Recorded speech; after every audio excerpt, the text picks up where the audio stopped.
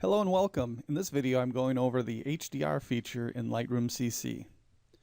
Every camera has a range of detail that will show with a given exposure. It's called a dynamic range. Sometimes the variation between the highlights and the shadows is too great for one exposure to capture all the detail. In this situation, HDR can be used to extend the range of the detail in the shot.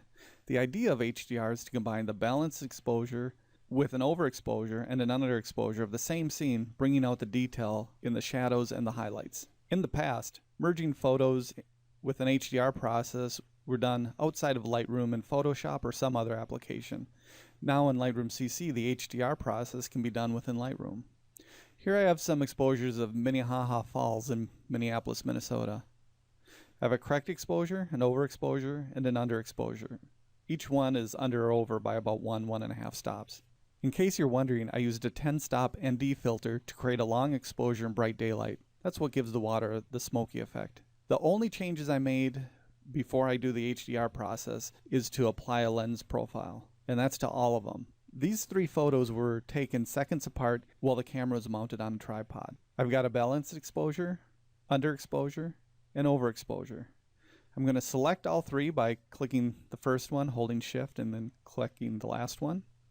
Go to Photo in the Develop module, Photo Merge, HDR.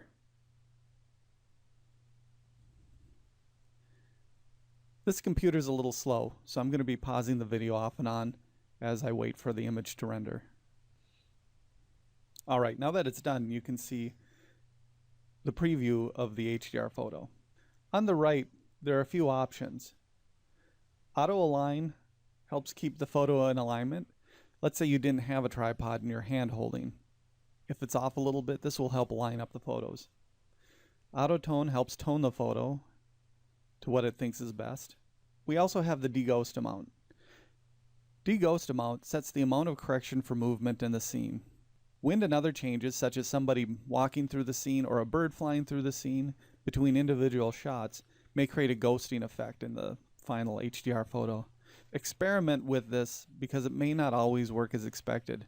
For example, if I switch to high, you can see I get a lot more trails and blur up here in the trees. So I'm going to switch it back to none. This may be different depending on your photo. I suggest trying each one to see the results. Once that's done, simply hit Merge. Lightroom will render the HDR photo, and when it's done, it'll put a new photo with a DNG extension. Once that's finished, you can then do any correction you want on that photo. For example, here I have one that I did earlier where I aligned the photo, cropped it, and added a gradient on top to bring out some of the blue sky. That's all there is to it. I hope you enjoyed. Thanks for watching. If you like this video, don't forget to subscribe to my YouTube channel. You can also see more information at www.tsrphotoblog.com, and you can find me on Twitter at tsrphotos or Instagram at tsrphoto. Thank you.